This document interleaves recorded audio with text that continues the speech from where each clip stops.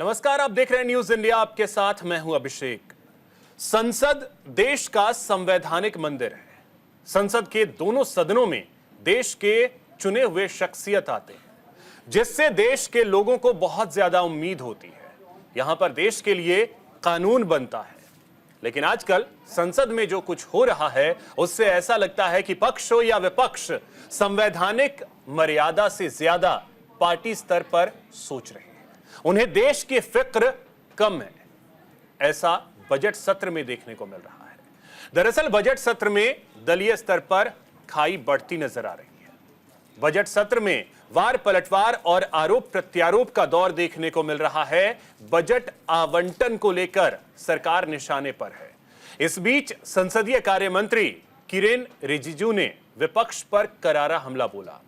उन्होंने कहा कि बजट सत्र में बजट पर चर्चा के दौरान विपक्ष प्रधानमंत्री का अपमान करने की कोशिश कर रहा है। संसदीय कार्य मंत्री किरेन रिजिजू ने कहा कि सदन की गरिमा बनाए रखना जरूरी है। दरअसल इसकी शुरुआत टीएमसी सांसद अभिषेक बैनर्जी के बयान से हुआ, जब उन्होंने नोटबंदी की चर्चा की। इस पर स्पीकर ने कहा कि यह मसला पुराना है। इस पर अभिषेक बैनर्जी ने कहा कि जब पीएम मोदी 5 दशक पुराने आपातकाल का मुद्दा उठाते हैं तो आप कुछ नहीं कहते। बवाल और बढ़ गया जब पश्चिम बंगाल के तामलुक से बीजेपी सांसद अभिजीत गंगोपाध्याय सदन में बजट पर हो रही चर्चा में आर्थिक विषयों पर अपनी बात रख रहे थे। इस दौरान कुछ विपक्षी सदस्यों ने टीका टिप्पणी की तो गंगोपाध्याय ने कहा कि विद्वान सदस्यों को इस विषय के बारे में जानकारी नहीं है और उन्हें सीखना चाहिए। इसी दौरान कांग्रेस सांसद गौरव गोगोई ने गोडसे को लेकर टिप्पणी कर दी, जिस पर पलटवार करते हुए गंगोपाध्याय ने उनके लिए आपत्तिजनक शब्द तक का इस्तेमाल कर दिया।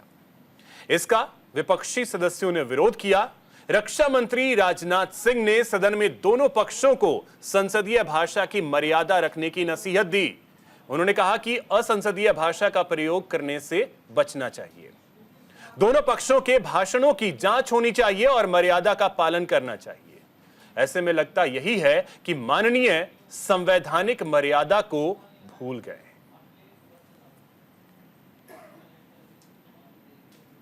मोदी जी के नेतृत्व में ऐतिहासिक तीसरी टर्म का पहला बजट पेश होने के बाद देश ये देखना चाहते हैं कि बजट पे चर्चा अच्छी तरह से हो, सार्थक हो, ये सब चाहते हैं।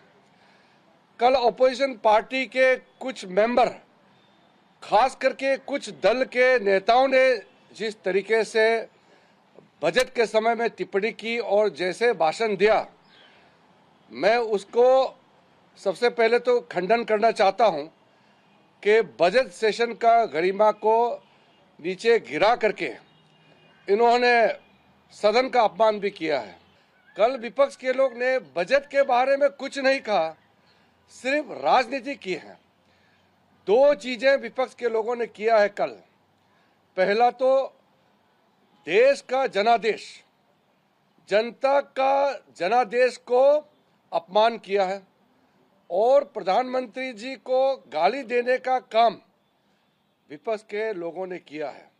पार्लियामेंट्री अफेयर्स मिनिस्टर ने जो भी कहा है, of course we stand by it. उनका अनुभव है और ये एक सकारात्मक तरह से इसको विपक्ष ले, एक अवसर है, मुद्दों की बात हो रही है। मुझे खुशी है कि हाउस इस बार कम से कम चल रहा है, वरना पूरा इंटायर सेशन वॉश आउट हो जाता था। एक अच्छी शुरुआत हुई है सदन की और सकारात्मक बातचीत होनी चाहिए। देखिए, ये उनकी मानसिक दुर्बलता का ये उदाहरण है। जो एक मंत्री, भाजपा के एक नहीं, ये विभिन्न मंत्री आज सदन की मर्यादा को धूमिल कर रहे हैं। मुझे अफसोस है। और ये अपने राहुल गांधी जी के प्रथम वक्तव्य में आपने देखा कि उनके भाषण देते हुए समय कितने सारे मंत्री उठकर का जो सदन की मर्यादा है उसका उल्लंघन किया। कमाल के लोग हैं। मतलब नेहरू पे बोलिए तो ठीक है, नहीं, इमरजेंसी अधिनायकवाद के खिलाफ थी। आपका अधिनायक भी बहुत भी कटघरे में अगर जेपी आज होते ना तो यहीं धरना पे बैठ जाते मकर द्वार के सामने। क्या बात कर रहे हैं रिजिजू जी, आईना रखा कीजिए। मतलब आप बोले तो सब सही, ना आप ही की खाता वही। अभी इंतजार कीजिए, बहुत झटके लगने वाले हैं। बजट पर जो आप नहीं करेंगे तो आपकी आलोचना होगी। मैंडेट मिलने का स्वस्थ आलोचना तो होनी ही चाहिए और सुनने की भी आदत रखनी चाहिए। जब आप 50 साल पुरानी बात करते हैं और आप गाली गलौज करते हैं और मजे में आप सदन में आप विपक्ष को आप बिल्कुल मजाक बनाते हैं, तो आप क्यों डरते हैं? आप रोपिएगा बबूल, खाइएगा खजूर।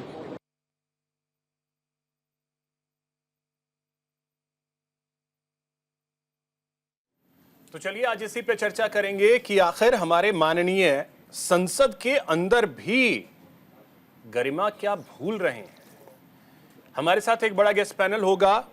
परिचय करवा दूं, हमारे साथ प्रोफेसर भुवन भास्कर जोशी जी हैं, प्रवक्ता हैं समाजवादी पार्टी के। प्रोफेसर साहब बहुत स्वागत आपका।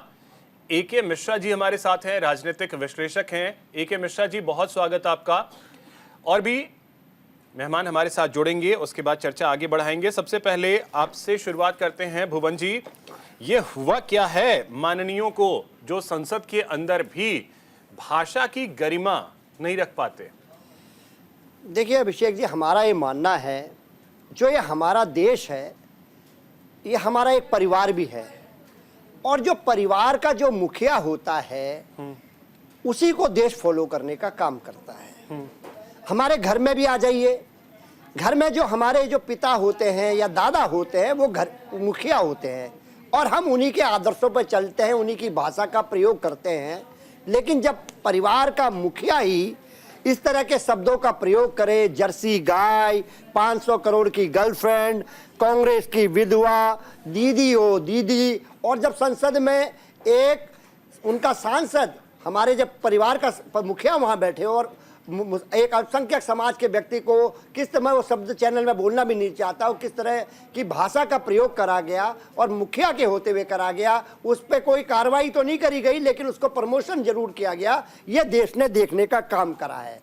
और हमारे नेता के साथ तो किस प्रकार का व्यवहार होता है, किस तरह अमर्यादित हमारे माननीय नेताजी मुलायम सिंह जी के, अखिलेश जी के खिलाफ होता है, ये शब्दों तो कहीं छुपे नहीं। मैं वो शब्दों को बोल के अमर्यादित व्यवहार जो ये बीजेपी के लोग करते हैं हमारे नेता माननीय अखिलेश यादव जी के लिए, हमारे नेता माननीय मुलायम सिंह जी के लिए, तो वो शब्दों को प्रयोग करके मैं उस परंपरा को आगे नहीं बढ़ाना चाहता, लेकिन ये हमने झेला है। और किस प्रकार हमारे नेता माननीय अखिलेश यादव जी ने इस देश की आज़ादी के बाद भी जातिवाद का एक ओबीसी होने के कारण दंश को झेला है, ये भी देश ने देखा है। किस प्रकार उनके मंदिर, उनके घर को, जब वो पूर्व मुख्यमंत्री थे, उस घर को धोया गया, ये देश ने देखा है। और किस प्रकार वो मंदिर गए थे शिव जी की पूजा करने के लिए, किस प्रकार उस मंदिर को धोया गया है। ये क्या हो रहा है? और भारतीय जनता पार्टी बात करेगी जो केवल 10 साल में कोसने का काम करती है। आपने देखने का काम करा होगा नेहरू जी को कोस रहे हैं, तब पूर्व की बात नहीं हुई, और आज पूर्व की अगर मुर्दे उखड़ गए तो इनको दिक्कत हो गई है। और मैंने देश को शर्मसार करा है इसी पार्लियामेंट में आदरणीय नड्डा जी ने, वो एक गली के लड़कों की तरह विशल बजाते हुए देश ने देखा है, विशल बजा रहे थे, पूरे देश में कैमरे में चला है वो। तो मैं कहना चाहता हूं, ये जो परिवार के जो मुखिया होते हैं, सबसे बड़ी पार्टी कहते हैं, सबसे बड़ा कहते हैं विश्व की सबसे बड़ी पार्टी, उसका उनके राष्ट्रीय अध्यक्ष अगर विशल बजाएंगे संसद में तो क्या मैसेज जाएगा? तो मैं कहना चाहता हूं ये जिम्मेदारी सरकार की बनती है। और आज सरकार को दिक्कत आई जब कुछ संसदों ने पिछले इनके जो मुद्दे उठाने की कोशिश करी, तो लेकिन आप तो 10 साल से नेहरू पे ही सारा अपना भाषण और बातें रखने का काम करते हैं। आपको जरूरत है कि आप देश के सामने एक ऊंचा आदर्श स्थापित करें ताकि विपक्ष को भी मजबूर हो जाए कि वो भी मर्यादित भाषा का प्रयोग करे। ठीक है, अब एके मिश्रा जी एक कमेंट आपसे भी चाहेंगे कि आखिर ये कौन सा दौर आ गया है कि संसद के अंदर भी हम इस तरीके से शब्द देख रहे हैं जो कहीं ना कहीं अमर्यादित हैं। देखिए, कोई कुछ भी समझे, कोई नया दौर नहीं है साहब, पुराना दौर ही है। मैं आपको बताता हूँ, मोहब्बत बांटने वाले जो सड़कों पे निकले थे, जो गली गली में मोहब्बत की दुकान खोल रहे थे, वो कितने नफरती हैं कि अपने जेबों में नफरत भर के और वो गुलाल की तरह जो है संसद में उसको उड़ा रहे हैं। दूसरी इंपॉर्टेंट चीज बताऊं, पता नहीं कोई इसको पकड़ पाया कि नहीं पकड़ पाया। ऐसा हो क्यों रहा है भाई? अब की बार तो कांग्रेस समाजवादी पार्टी जीती है, इनको तो और अच्छे तरीके से व्यवहार करना चाहिए, जनता के सामने नजीर देना चाहिए कि जो हम सड़क पे मोहब्बत बांटते थे वही चीज हम यहाँ पे बांट रहे हैं संसद में। इनको चोट बड़ी गहरी लगी है, और एक बार नहीं कई बार। अब रीजन सुनिए बजट को लेकर के। आपका केरल में तनख्वाह देने के लिए पैसे नहीं, पंजाब में बिजली के पैसे नहीं, बंगाल में खाने के लिए दवा नहीं, कुछ नहीं है। हाँ, हिमाचल प्रदेश में सैलरी देने के लिए तनख्वाह नहीं। मैं पूछना चाहता हूं, ये मनोज झा बोल रहे थे आरजेडी के नेता, जरा पूछिए ना, लालू यादव तो बड़े गर्व से बोलते थे I am a queen maker. लोग किंग मेकर होते हैं, मैं क्वीन मेकर हूं। जब क्वीन मेकर थे तब बिहार को स्पेशल राज्य का दर्जा क्यों नहीं दिलवा दिया? 20 साल तक ये क्वीन मेकर 30 साल तक बन के बैठे थे। मसला ये है, दर्द ये है कि अपने प्रदेशों की परफॉर्मेंस करानी नहीं है। और इतनी खूबसूरती से बजट का एलोकेशन हुआ, अगर इन लोगों को बजट दे दिया जाता, पंजाब को आरजेडी के हिसाब से दे दिया जाता विशेष राज्य का दर्जा, केरल को, इनकी मौज हो जाती। उसी से मौज चलती, विपक्षी पत्रकारों की, देशद्रोहियों की, इनके नेताओं की पार्टियां चलती, चुनाव में खर्चा होता, देश तोड़ने वाली गतिविधियों में और भाग लेते। बहुत ब्यूटीफुल बजट है, देश के लिए समर्पित बजट है, और सेंट्रल गवर्नमेंट का काम होता है कि पूरे देश के विकास को देखना, न कि केवल एक स्टेट को। नहीं, बजट पे तो मिश्रा जी खुद कंफ्यूज हैं विपक्ष में, क्योंकि एक तरफ खड़गे जी ये कह रहे हैं कि थाली में सजा करके सब कुछ दिया गया, ये खुद कंफ्यूज इसलिए है। आरजेडी वाले कह रहे हैं कि कुछ दिया ही नहीं गया। तो मतलब समझ नहीं है कि दिया गया या नहीं दिया गया। लेकिन जो मैं आज जो मुद्दा है, भाषा पर नियंत्रण क्यों नहीं, चाहे वो पक्ष हो या विपक्ष। अरे हद हो गई, जिस आदमी ने भाषा शुरू से ही वैसी सीखी है, मैं 500 उदाहरण दूंगा, अभी नहीं इनके पीछे की पीढ़ियों के जो नेता रहे हैं 500 उदाहरण दूंगा। तो भाषा कोई एक दिन में बदलती नहीं है, ये संस्कार की बात है, बचपन से बात है, पीढ़ी दर पीढ़ी की बात है। जितने नेता हैं, आप मुझे बोलिए ना, ये बोल रहे थे कि जी 5 साल 10 साल पहले की बात मत उठाओ। मैं इनसे बोलता हूं कि किसी भी विपक्षी नेता का भाषण उठा लो, मुद्दा उठा लो, 5000 साल पहले की बातों को मुद्दा बनाया है, तो क्यों नहीं उठानी चाहिए। और रही बात नोटबंदी की, जो उन्होंने बोला अभिषेक बनर्जी ने, सबसे ज्यादा चोट उन्हीं को लगी है नोटबंदी से, इसीलिए दुनिया भूल गई नोटबंदी को। विश्व के तमाम आर्थिक सलाहकार, विद्वान लोगों ने सराहना की कि देश की जरूरत के लिए यह एक कठोर कदम होना चाहिए था।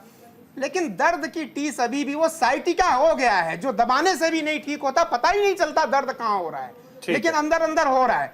तो दर्द का कारण यह है जिसके कारण ये छौछिया गए हैं, बौखला गए हैं, और बौखलाहट में मोहब्बत की दुकान खोलने वाले, मोहब्बत बांटने वाले क्या बांट रहे हैं, भाषा से देखिए पता चलता है ना। ठीक है, हमारे साथ विजय शर्मा जी भी जुड़ गए हैं, बीजेपी से हैं। विजय शर्मा जी, बहुत स्वागत आपका न्यूज इंडिया पर। साथ ही रंजीत कुमार मिश्रा जी हमारे साथ हैं, प्रवक्ता हैं कांग्रेस के। रंजीत जी, बहुत स्वागत आपका। पीयूष पंत जी हमारे साथ हैं, वरिष्ठ पत्रकार हैं। पीयूष जी, बहुत स्वागत आपका।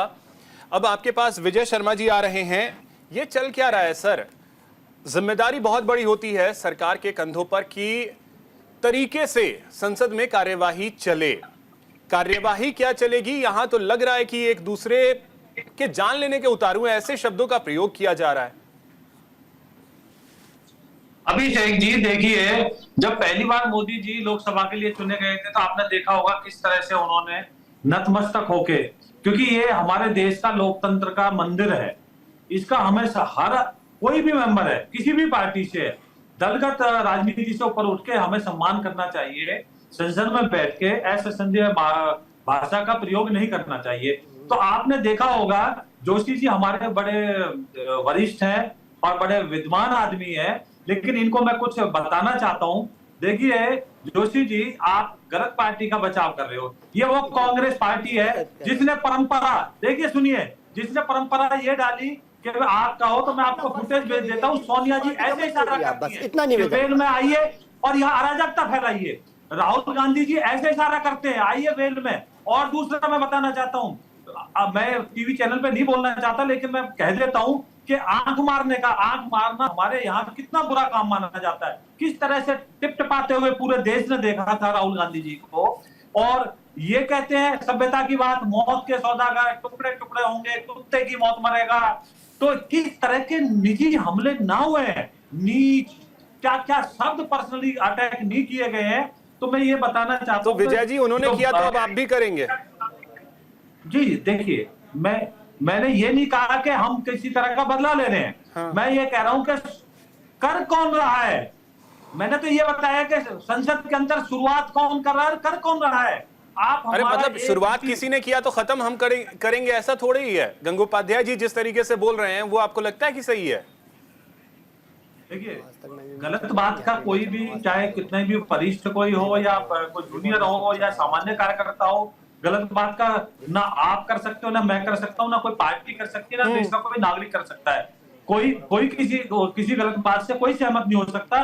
और आपने पिछले दिनों देखा भी होगा जिस तरह से हमारे यहाँ लोकसभा प्रत्याशियों का वितरण हुआ था, जिसके ऊपर भी आरोप थे, उनकी सबकी टिकटें काट दी गई, किसी को टिकट नहीं मिली।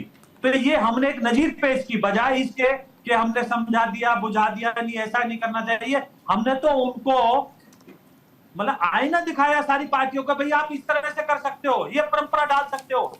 साध्वी प्रज्ञा, आज उनको टिकट नहीं मिली ना, हमारे रमेश बिधूड़ी जी, उनको टिकट नहीं मिली ना, जिनके ऊपर भी आरोप थे, इन्होंने आरोप लगाए, उस तरह के लोगों को हमने टिकट नहीं दी। तो सर जो जीत के आए वो 4 कदम और आगे हैं।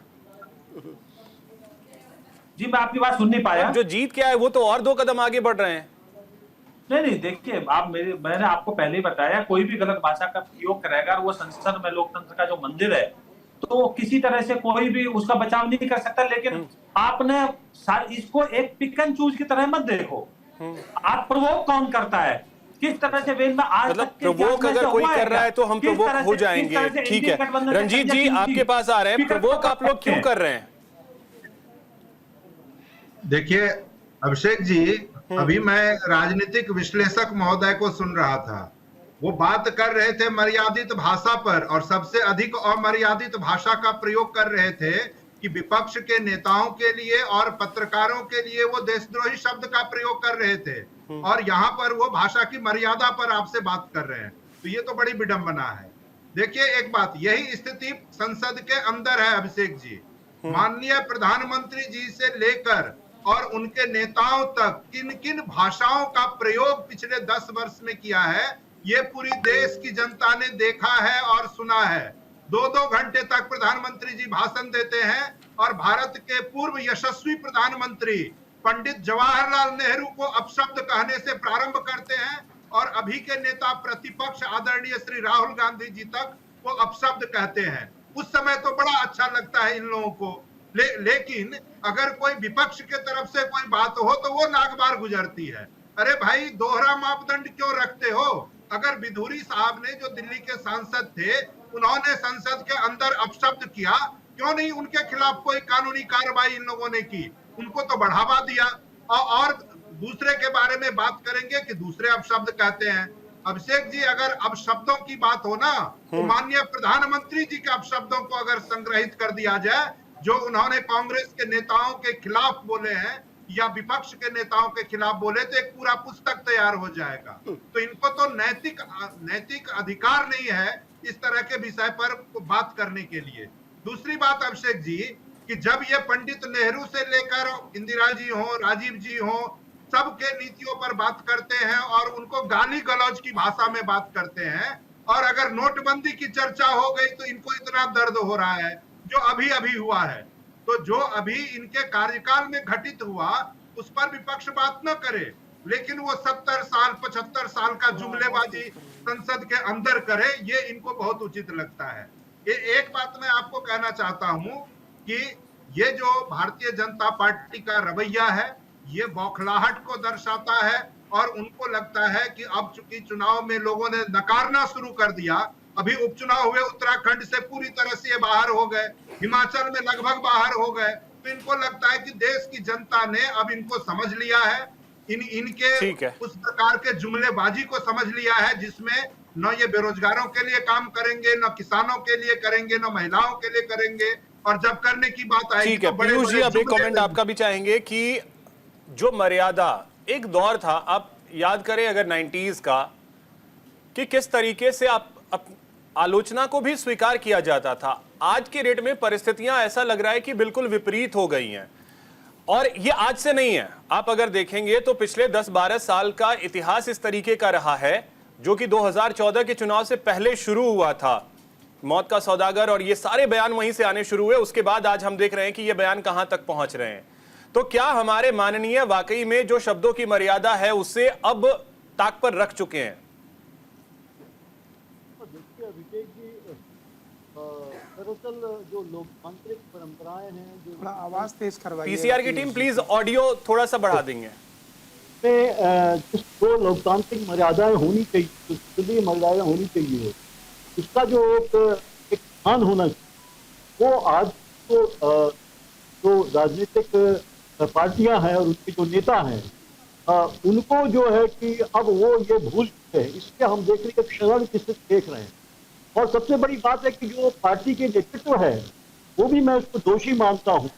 जो सांसदों के या विधायकों के या दूसरे जो नेता हैं, उनके अब शब्दों पे जो है वो कोई न कोई जो है रोक नहीं लगाते। तो नेतृत्व इसके लिए मुझे लगता है सबसे बड़ी जिम्मेदार है, क्योंकि वो इस पे कोई रोक नहीं लगाते। और हम तो ये देख रहे हैं पिछले सालों से, आपने जैसा कहा कि निश्चित रूप से 2011-12 से की शुरुआत हो गई, 2014 के बाद, और हम देख रहे हैं 10 सालों में ये बढ़ा है पक्ष और विपक्ष दोनों की तरफ। तो इस तरह से जिस तरह जो नेतृत्व है वो नहीं लगाता है, वो भी भागीदार बन जाता है इस तरह के जो है अपशब्द बोलने में। वो चाहे आप चुनावी सभाओं में ले लीजिए या जो है पार्लियामेंट के अंदर ले लीजिए। चुनावी सभा में आप लिबर्टी देते हैं, लेकिन संसद में इस तरह की लिबर्टी नहीं ली जा सकती। वहाँ एक गरिमा होती है, उस संस्था की गरिमा होती है, की परंपराएं होती हैं, वहाँ आपको ध्यान देना होता है। लेकिन ये जो संस्कार होते हैं, वो जो है नेता ही, जो बड़े शीर्ष नेता हैं, वो अपने दूसरे नेताओं को देते हैं। इसलिए बड़े नेताओं, शीर्ष नेताओं में ही एक बहुत बड़ा संकट है, नैतिक संकट है, दूसरा जो है संस्कारों का संकट है और भाषाई संकट है। वो कोई न कोई पॉइंट स्कोर करने के लिए, एक दूसरे से बदला लेने के लिए, जब आप बदले की भावना करते हैं या जब डेमोक्रेटिक तरीके से आलोचना को स्वीकार करने का मार्ग खो देते हैं, तो आप थोड़े से हिंसक होना शुरू होते हैं। और फिर इसमें शारीरिक हिंसा नहीं कर सकते आप, तो आप भाषाई हिंसा पर उतारू हो जाते हैं। यही हम परिदृश्य देख रहे हैं कि आप भाषाई हिंसा पे लगातार हमारे सांसद उतारू होते जा रहे हैं और उस गरिमा को खोते जा रहे हैं, या उस गरिमा का उसको बिल्कुल ही तार-तार कर रहे हैं। जो एक संसदीय गरिमा होती है, जो नेताओं की गरिमा होती है, जो उस इंस्टीट्यूशन की गरिमा होती है, तो वो मुझे लगता है कि ये सब इसके लिए दोषी हैं और एक इंट्रोस्पेक्शन की जरूरत है सभी। और यही वजह है कि राजनाथ सिंह जैसे नेता को बीच में खड़े होकर के ये बोलना पड़ता है कि भाषा का ध्यान रखें और जांच होनी चाहिए, पक्ष और विपक्ष के सभी नेताओं के भाषा की जांच होनी चाहिए। पीयूष जी, रोक रहा हूं आपको, एक छोटे से ब्रेक के लिए रुकना है, जल्द लौटते हैं। ब्रेक के बाद एक बार फिर से आप सभी का स्वागत है। पीयूष जी, अब बात पूरी कीजिए, उसके बाद आगे बढ़ते हैं। पीयूष जी। हाँ देखिए अभिषेक जी, तो मैं यही कह रहा था कि जब तक आपका पार्टी नेतृत्व जो है वो थोड़ी मैच्योरिटी नहीं दिखाएगा और वो कोई इस पे अंकुश नहीं लगाएगा, तो सांसद हैं या विधायक हैं, उनका जो भाषाई जो अभिव्यक्ति है, उसमें जब तक कोई कंट्रोल नहीं दिखा, और इसके लिए पार्टी को इंट्रोस्पेक्शन करना पड़ेगा, हर पार्टी कि आप कहाँ पे क्या कंट्रीब्यूट कर रहे हैं। आप देखिए, आप सिर्फ बिजनेस क्या कंट्रीब्यूट कर रहे हैं ये नहीं होता है, आपकी जो परंपराएं हैं, जो सांस्कृतिक मर्यादा है, वहाँ की भाषाई मर्यादा है, जो संसदीय मर्यादा है, उसको कितना आप जो है कि कंट्रीब्यूट कर रहे हैं, उसको कितना आप जो है कि आगे बढ़ा रहे हैं, ये भी एक बहुत बड़ी बात होती है। इसलिए जो है संसद में देखिए ये एक अवार्ड भी रखा गया है एक सांसद को, सांसद के व्यवहार को उसने कितना कंट्रीब्यूट किया, न सिर्फ अपने भाषणों के माध्यम से, जो कंटेंट के हिसाब से, बल्कि उसके भाषा का और व्यवहार उसका कैसा रहा अपने सांसदों के प्रति, जो है कोलीग के प्रति और दूसरी पार्टी के सांसदों के प्रति। ये तमाम चीजें होती हैं जो पूरे संसदीय जो है परंपरा का हिस्सा होती है, संसदीय गरिमा का हिस्सा होती है। तो मुझे लगता है ये आचरण का भी एक सीख देना बहुत जरूरी है अपने सांसदों को। पार्टी के जो भी हेड है, पार्टी के जो अध्यक्ष है, जो पार्टी के वहां पे जो है कि आपको वहां पे वर्कशॉप चला के ये इसका बहुत जरूरी है मुझे लगता है, क्योंकि कहीं कोई एजुकेशन नहीं है। आते हैं आपके पास। अब भुवन जी आपके पास आ रहे हैं और समझना यही चाहेंगे कि देखिए परिस्थिति ऐसी आती है कि राजनाथ सिंह जैसे नेता खड़े होकर के उन्हें बोलना पड़ता है कि भैया रुक जाओ और कम से कम भाषा का तो ख्याल रखो, पूरा देश देख रहा है। देखिए अभिषेक जी, हालांकि आदरणीय पंत जी इस देश के जो बहुत वरिष्ठ पत्रकार, बड़े सम्मान जिनका है, उन्होंने सारी बात कह दी, लेकिन आज दिक्कत क्यों आई, इस परिप्रेक्ष्य को समझने की आवश्यकता है देश को कि दिक्कत क्यों आ रही है। जो सरकार 10 साल से तानाशाही रवैया अपना रही थी, आज इस देश की 140 करोड़ जनता ने एक मजबूत विपक्ष बनाकर उन पर लगाम लगाने की कोशिश करी है। ये सरकार को अपनी तानाशाही नहीं चलाने दे पा रही है, इसलिए सरकार को दिक्कत है, पहला विषय। दूसरा, मैं कह रहा था, हमारे साथी लोग बजट को लेकर बड़ा थपथपा रहे थे पीठ भारतीय जनता पार्टी के। मैं कहना चाहता हूँ, देखिए मैं इकोनॉमिक्स का स्टूडेंट नहीं हूँ, लेकिन जितना मैं समझता हूँ अगर इकोनॉमी को समझना है तो जिस दिन बजट आया है उस दिन का शेयर मार्केट गिरा है, उसी दिन का निफ्टी गिरा, ये बताने को काफ़ी है कि बाजार ने कैसा उसका स्वागत किया, पहला विषय। दूसरा, मैं कहना चाहता हूँ बिहार को जो इन्होंने आर्थिक वो दिया है, मैं कहना चाहता हूँ ये ऊंट के मुंह में जी रहा है, क्योंकि मेरे को याद है कम से कम 20, 25, 30 साल से हम लोग विशेष राज्य की बात सुनते आ रहे हैं बिहार के लोग मानने का, चाहे मुख्यमंत्री कोई भी हो, लेकिन हमेशा मानने का प्रयास कर रहे हैं। मेरे को लगता है कि ऊंट के मुंह में जीरा जैसा ये है। और निश्चित तौर पे जो जिस राज्य से मैं आता हूं, आप आते हैं, ये उत्तर प्रदेश में जो 20 जिले हैं वो बाढ़ से प्रभावित है।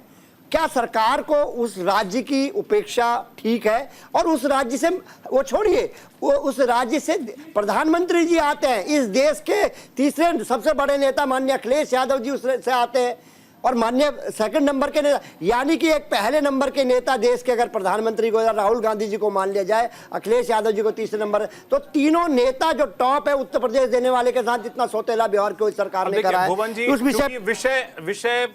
विषयांतर हो जाएगा था। लेकिन जब आपने उस पर एक बात कही है, मैं सिर्फ एक छोटा सा सवाल जरूर आपसे लूंगा कि कांग्रेस ये कह रही है, कांग्रेस के राष्ट्रीय अध्यक्ष सदन में ये कह रहे हैं कि भर भर के बिहार को दे दिया, आप कह रहे हैं कि बिहार को ऊंट के मुंह में जीरा, आरजेडी कह रही है बिहार को कुछ मिला ही नहीं। मतलब आप लोग गठबंधन में एक राय तो रख लेते कि मिला है या नहीं मिला। मैं ये कह रहा हूं, आपने भी जब से पत्रकारिता शुरू की होगी, मेरे को लगता है विशेष राज्य की पुरानी मांग है, जो पुराने लोग हैं वो सब समझते हैं, बहुत पुरानी मांग है। क्या एक छोटे से पैकेज के बाद बिहार के लोगों की इतनी बड़ी समस्या को दबाया जा सकता है? मेरा प्रश्न यहाँ पर है। मैं ये डिसाइड तो कर लेते मिला है या नहीं मिला, कम से कम एक राय तो निकलनी चाहिए थी। आज के विषय, बीइंग अ बिहारी, मैं बिहार से ही हूं, मैंने फेसबुक पे पोस्ट किया है, जाकर के आप देखिएगा कि बिहार को विशेष राज्य के दर्जे की कोई जरूरत नहीं है, कोई जरूरत नहीं है। मैं बिहारी होने के नाते मैं ये कहता हूं, मुझे नहीं चाहिए स्पेशल स्टेटस। अरे सर, आपको नहीं चाहिए, थोड़ा सा विषय लालू यादव के परिवार को तो चाहिए। जब विशेष राज्य का दर्जा मिलेगा तो लगातार 90% खर्चा केंद्र करेगी। जब बिहार को जाएगा तो लूटपाट मचेगी। तो स्वभाव थोड़ी, ये जो पैकेज दिया गया है इसमें लूटपाट नहीं होगी। विशेष राज्य का दर्जा दे देते, इसलिए सरकार कोई भी हो, वो विषयांतर है। लेकिन की बात का जवाब दे दूं पहले, फिर मैं विषय पर आना चाहूंगा। इन्होंने कहा कि विशेष राज्य का दर्जा मिलने से लालू परिवार पे कहा कि उनको लूट करने का मौका मिलेगा। इसका मतलब नीतीश कुमार जी अगर विशेष राज्य का दर्जा मांग रहे हैं तो आपका कहने का मतलब है वो लूट करने के लिए मांग रहे हैं। नीतीश कुमार को अगर मांगना होता तो अड़ गए होते। नीतीश कुमार ने पहले शुरू में मांगा था, फ्यूचर देखते हुए डेवलपमेंट होना चाहिए, स्पेशल स्टेटस कहीं किसी का कोई और अभी हमारे भारतीय जनता पार्टी के साथी कह रहे थे कि हमने उन लोगों के, विजय भाई कह रहे थे कि हमने टिकट काटने का काम करा है।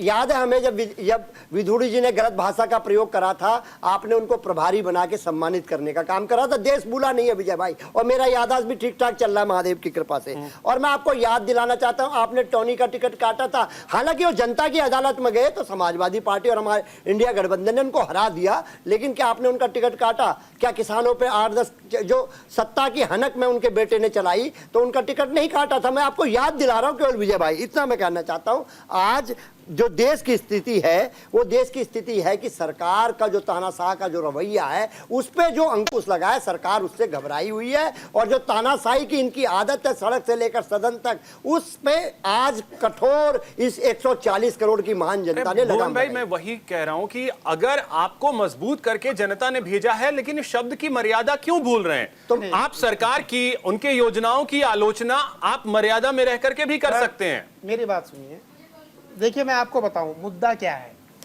एक बच्चा जब हम लोग स्कूल में पढ़ते थे ना, अगर एक दिन क्लास मिस हो जाए तो उस दिन क्या पढ़ाई हुई भूल जाते थे।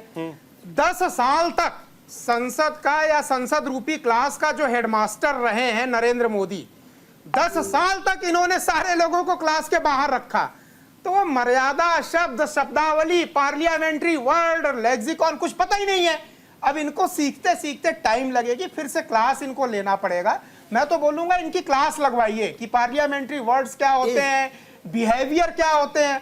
जो बच्चे 10 साल से क्लास से बाहर हैं, आप उनसे क्या उम्मीद करेंगे? मैं मिश्रा जी को याद दिलाना चाहता हूं, कई सांसद ऐसे हैं जो आदरणीय मोदी जी केवल 10 साल से सांसद हैं, उनके कम से कम 5-5, 6-6 टर्नओवर हो गए। बहुत सारे सांसद हैं। मोदी जी उनको ना सिखाए। और मोदी जी का आचरण, उन्होंने क्लास को सिंसियरली अटेंड नहीं किया ना। सर, मोदी जी का जो आचरण है वो मैं आपको बता चुका हूं, क्या क्या शब्दों से उन्होंने देश को शर्मसार करा, वो मैं शुरू में ही बता चुका हूं। विपक्ष को जिन्होंने किया उनको शर्म विपक्ष को आ रही थी, क्योंकि बड़ा तीखा प्रहार किया था। देश को नहीं, देश की तो गरिमा जो है बढ़ाई गई। अगर आपके लिए 400 करोड़ की गर्लफ्रेंड अगर आपके लिए बहुत अच्छी बात है, विजय जी रिप्लाई करना चाह रहे हैं? ठीक है विजय जी। हद हो गई। अभी इसी चीज पे बात हो गर्लफ्रेंड पे, तो आप मानवतावादी और क्या क्या अब आवाज उठा कर जंतर मंतर पे धरना प्रदर्शन दे दोगे कि हमारा अधिकार है, और उसी चीज को बोल दे तो आपको बुरा लग जाए। इसमें धरना प्रदर्शन नहीं हुआ है, इन्हीं सब चीजों पे तो हुए हैं ना। ठीक है विजय जी। देखिए मुझे थोड़ा सा समय देना। देखिए मैं जोशी जी की बात का बड़े ध्यान से सुन रहा था, जवाब देना चाहता हूँ। इन्होंने कहा शेयर मार्केट गिरी थी। मैं आपको बताना चाहता हूँ इस टाइम, जिस टाइम ये हमारा आया था बजट, उस टाइम पूरा वर्ल्ड वाइड मार्केट गिरी थी। जापान का हमारे से भी ज्यादा गिरा था मार्केट। और दूसरा मैं बताना चाहता हूँ, पूरे 10 साल जो पिछले थे तब भी बजट आता था, जब कभी भी आया है ज्यादातर बजट ऊपर 600, 1000, 1200 के अंक के उछाल के साथ आया है। तो मैं आपको करेक्ट करना चाहता हूं। दूसरा मैं आपको बात बताना चाहता हूं कि आपने कहा कि ऊंट के मुंह में जीरा। हमने 58,000 करोड़ से ज्यादा बिहार को दिया है, क्योंकि जब बिहार का बंटवारा हुआ था तो जितने नेचुरल रिसोर्सेज है वो उसके जो दूसरा राज्य है उसके पास चले गए। तो बिहार में जरूरत थी, और हमने, ऐसा नहीं है, फरवरी में जब हमारा अंतरिम बजट आया था तभी हमारे जो वित्त मंत्री है उन्होंने घोषणा की थी भी हम बिहार के लिए करेंगे। इन हालातों में नहीं किया था। तीसरी बात आप कहते हो टोनी जी के खिलाफ, आपको मैं चुनौती देता हूं, बताइए टोनी जी के खिलाफ उस एफआईआर में क्या, अगर बेटा किसी के खिलाफ कोई आरोप है तो पिताजी का क्या कसूर है? अगर मेरा कर्म खराब है तो मेरे टोनी साहब कैसे गिरफ्तार हुए? टोनी का बेटा तो दूसरा मैं बताना काउंटर ले लीजिए। आपने रमेश बिदूड़ी जी का नाम लिया, सुनिए ध्यान से। रमेश बिदूड़ी जी हमने संसद में जाने लायक ही नहीं छोड़े। आपने प्रभारी बनाया नहीं बनाया? देश को सच बोलिए, देश को गुमराह मत करिए। टोनी के बेटे की गिरफ्तारी कितनी मुश्किल से हुई? क्या उत्तर प्रदेश की पुलिस पता भूल गई थी? विजय भाई बताइए ना, कितनी मुश्किल से गिरफ्तारी हुई, कितने नोटिस लगाए गए। अरे एक गृह मंत्री का बेटा नहीं मिल पा रहा था पुलिस को। ये जब विपक्ष का दबाव बना तब जाके उनको कार्रवाई हुई है। वो तो आपको मैं बता देता हूं। देखिए अभी आपने नीट वाला देखा होगा, तेजस्वी जी के पीए ने बुक कराया, कितने दिनों तक नहीं मिला। कहां है वो आदमी? देखिए ये पुलिस का काम है, कानून से कोई नहीं भाग सकता। कितने दिन भागेगा? कहां भागेगा? जेल के अंदर जाना पड़ा ना, इसी कानून के तहत आना पड़ा ना। तो ये बात कहना 2 दिन पहले 2 दिन बाद में मैं आपको दिखा दूं 10-10 साल बाद भी अपराधी पकड़े जाते हैं। तो इस बात पे बहस का मुद्दा नहीं है। कंस्ट्रक्टिव बहस ये है कि आप संसद के अंदर किस तरह का व्यवहार कर रहे हो। तो संसद का अंदर आप व्यवहार देखेंगे तो आपने देखा होगा पहली बार इतिहास में ऐसा हुआ है कि स्पीकर के ऊपर किस तरह के जो अपने ये संजय सिंह है आम आदमी पार्टी के, किस तरह से कागज फेंक रहे हैं। ये हमने विदेशों में देखा था कि पाकिस्तान की असेंबली में, इसकी असेंबली में। तो ये सर कौन गिरा रहा है, किस तरह से गिरा रहा है, उसकी जांच में जाइए। चौकीदार चोर है छोटे बच्चों से, आप छोटे बच्चों को सिखा रहे हो। प्रियंका गांधी नारे लगवाती है चौकीदार चोर है और हंसती है। कहां से ये न्याय संगत हो सकता है? आप जो मर्जी बोल लीजिए। आप 10 साल के बेटियों को, 12 साल की बेटियों को, 8 साल की बेटियों को ये सिखा रहे हो आप। आने वाली जनरेशन आपको फिर क्या बोलेगी? तो ऐसा नहीं है, हमें सीखना चाहिए। कहीं गलती होती है उसे मानना चाहिए। मैंने शुरू में बोला अगर कोई कुछ गलत करता है तो उसकी जड़ में जाते हैं हम, बजाय इसके के वहां से माफी मंगवा देते हैं फिर दोबारा कुछ होता है। हमने उनकी टिकट ना देने का काम किया। तो मैं ये बताना चाहता हूं हमारे यहाँ और पार्टियों की तरह कुछ नहीं है। ये पार्टी जो है वो पार्टी अनुशासित पार्टी है, यहाँ अनुशासन के अंदर रहकर ही। और आपने देखा है किस तरह से चाय वाला प्रधानमंत्री बन जाता है, किस तरह से एक सामान्य कार्यकर्ता मुख्यमंत्री बन जाता है। ठीक है, विजय जी आते हैं फिर आपके पास। रंजीत जी बोलिए। देखिए अभिषेक जी, एक तो मैं अभी देख रहा था, आपके स्क्रीन पे चल रहा था राजनीति में गिरता भाषा का स्तर, और आप भी संसद की तरह ही एक पक्षीय हो गए। केवल प्रधानमंत्री के खिलाफ जो विपक्ष के नेताओं ने कोई बात कही, केवल उसी को आपने चलाया, और विपक्ष के नेताओं के खिलाफ जो प्रधानमंत्री से लेकर तमाम भारतीय जनता पार्टी के नेता गाली गलौज करते रहे, उनकी आपने एक बार भी चर्चा नहीं की। अभी भी आपके स्क्रीन पे चल रहा है वो।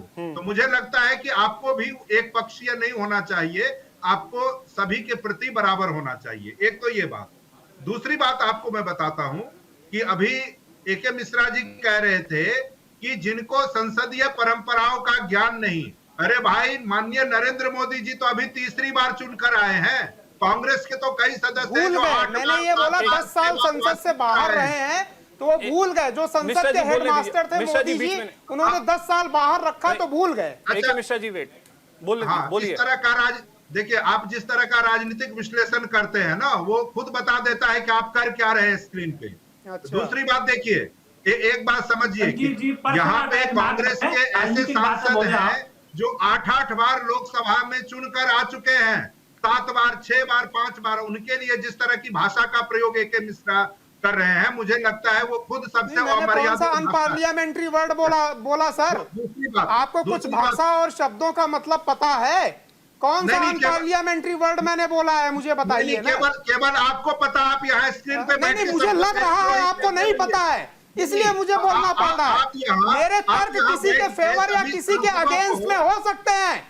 मैंने किसी को चोर नहीं बोला। जिस नेता का आप फेवर कर रहे हैं उसने टीवी पर सड़कों पे बोला है, देश के प्रधानमंत्री के लिए बोला है कि चौकीदार चोर है। उससे 1000 गुना बेहतर मैं भाषा प्रयोग कर रहा हूँ। नहीं, आप सांसदों को और पत्रकारों को यहाँ बैठ के देशद्रोही कहेंगे, यही आप राजनीतिक विश्लेषक हैं। नहीं, मैंने किसी को देशद्रोही नहीं कहा है। देशद्रोही वो है अगर आपके विचार नहीं मिलते हैं तो वैचारिक रूप से आप देशद्रोही हैं।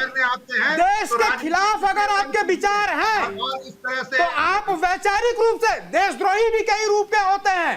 अगर आपके विचार नहीं है देश के हिसाब से तो वैचारिक रूप से आप देशद्रोह कर रहे हैं। अरे सबसे बड़े देशद्रोही तो आपके जैसे पाखंडी पत्रकार बन के जो आते हैं ना। नहीं, आप बड़े ज्ञानी पत्रकार हैं ना। आपका ज्ञान टपक रहा है, देख रहा हूँ कितने ज्ञानी पत्रकार हैं। जिसको मुद्दे पे नहीं बोलना है, केवल ए.के. मिश्रा पे बोलना है। जिसको मुद्दे पे नहीं बोलना है, ए.के. मिश्रा पे बोलना है।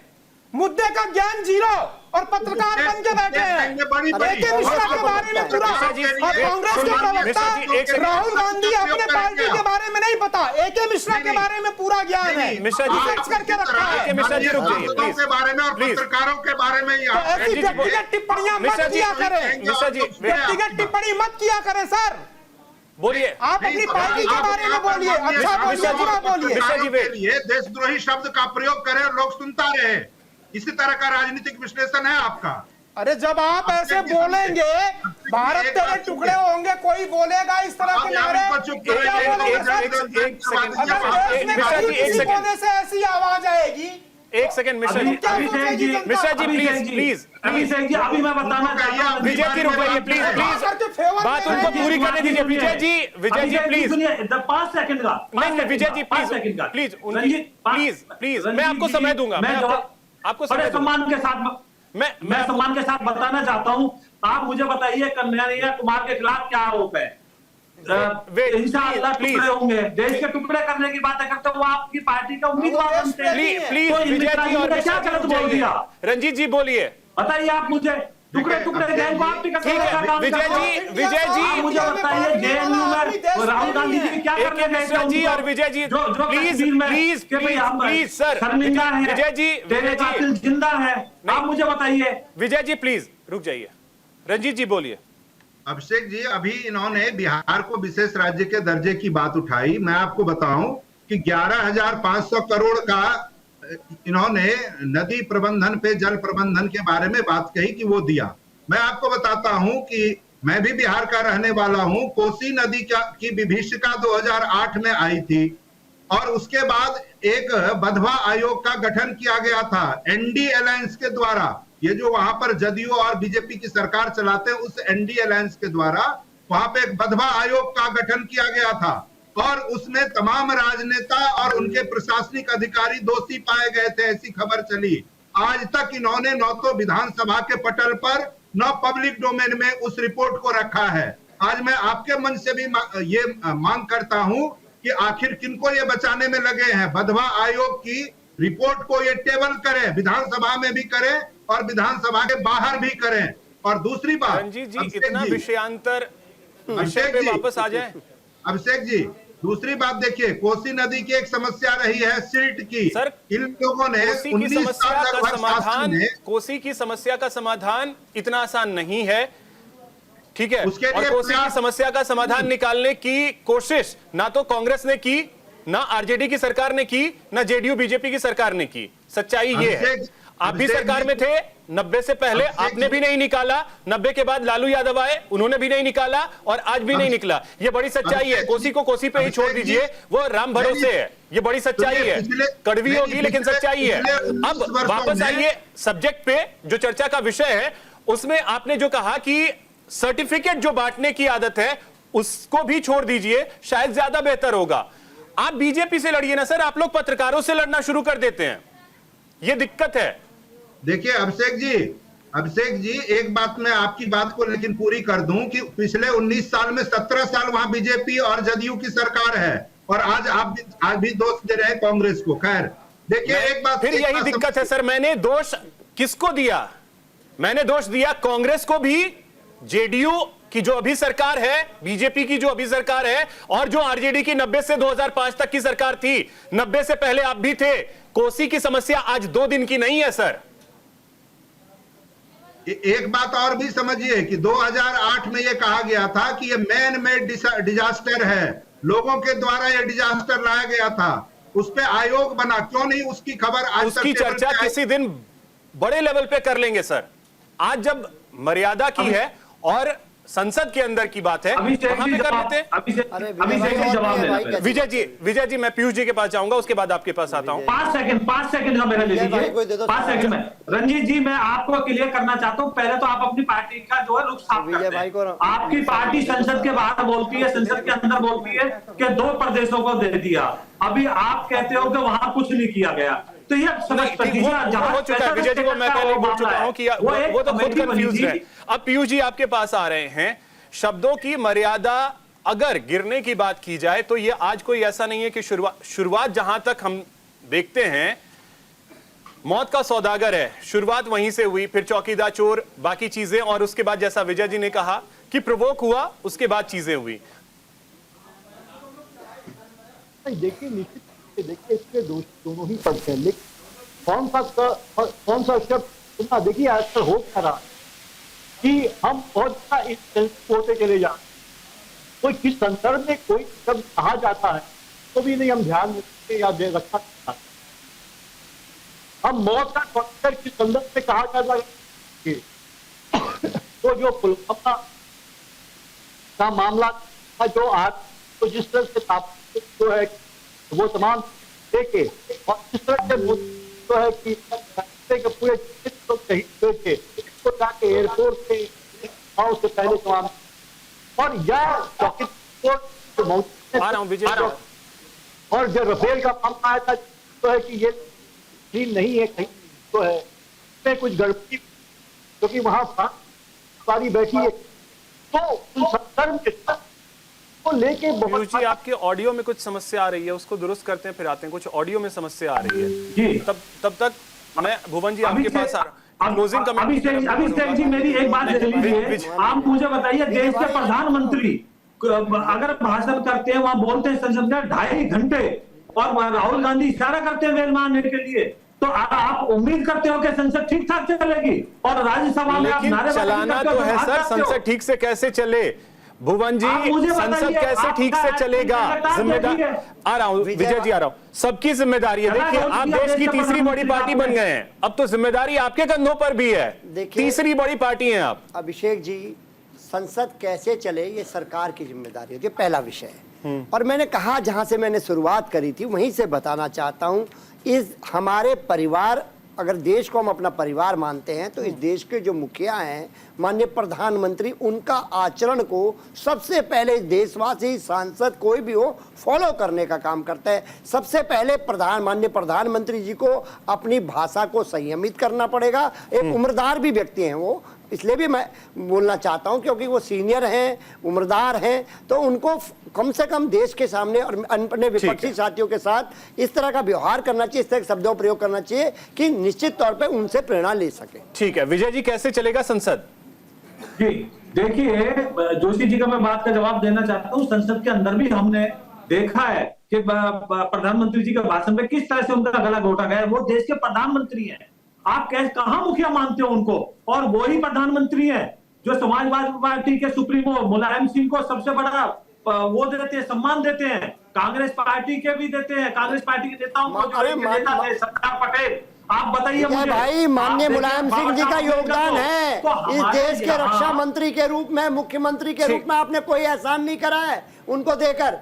उन्होंने पूरा जीवन अपना समाज देखिए, क्लोजिंग की तरफ बढ़ रहा हूं तो प्लीज। हमने एहसान नहीं दिया, ठीक है, हमने फर्ज निभाया। कांग्रेस पार्टी से भी जरा उम्मीद कर लेते हैं आप कुछ, जिन्होंने अपने पार्टी के नेताओं को भी नहीं दिया तो डिजर्व करते थे। सरदार पटेल को नहीं दिया, B.R. अम्बेडकर को नहीं दिया, जिनका वो संविधान की कॉपी लेकर अपनी जेब में घूमते हैं, उनको हरवाने का काम उन्होंने किया। रंजीत जी, कैसे चलेगा संसद? देखिए अभिषेक जी, 2014 के बाद जिस शासन का यहाँ आप देख रहे हैं स्थापना, उन्होंने पूरे देश की राजनीतिक संस्कृति को बदला। पहले विपक्ष को साथ लेकर चला जाता था, ये विपक्ष को शत्रु मानते। ध्यान होगा कि कांग्रेस के समय में 2-2 बार माननीय प्रधानमंत्री जी की जगह पर उस समय के नेता प्रतिपक्ष आदरणीय अटल बिहारी वाजपेयी जी को भेजा गया था संयुक्त राष्ट्र संघ, और यहाँ ये नेता प्रतिपक्ष का पद तक नहीं दिए। दिल्ली विधानसभा में भारतीय जनता पार्टी केवल 3 सीट जीते थी, लेकिन वहां पर इनको नेता प्रतिपक्ष का पद मिला, लेकिन 10 साल इन्होंने नेता प्रतिपक्ष का पद नहीं दिया। एक अमित शाह जी, कैसे चलेगा संसद? देखिए, सुचारू रूप से ठीक है रंजीत जी, ठीक है, सभ्य तरीके से संसद चले। मैं तो बोलता हूं बीजेपी वाले बड़े सीधे साधे परोपकारी हैं। संसद को कंट्रोल करके सही तरीके से चलाने के लिए ना रमेश बिधूड़ी जैसे 4-6 सांसदी बाउंसर रखने चाहिए। सांसदी बाउंसर जब तक नहीं होंगे ना संसद कहां ले जाना चाहते हैं, तब तक डिसिप्लिन नहीं होगा। देश को कहां ले जाना चाहते हैं, देश को कहां ले जाएंगे? अरे पहले दिन किस तरह की भाषा का प्रयोग कर रहे हैं, किस तरह की भाषा का प्रयोग कर रहे हैं, किस तरह की भाषा का प्रयोग कर रहे हैं, देश को क्या संदेश दे रहे हैं पत्रकारों? पार्लियामेंट्री बाउंसर होने चाहिए, पार्लियामेंट्री चलिए ठीक है, समय इतना ही है मेरे पास। बहुत शुक्रिया आप सभी का, बहुत शुक्रिया। शब्दों की मर्यादा हमारे सभी सांसद रखें, इसकी उम्मीद हम करते हैं। फिलहाल इतना ही, नमस्कार।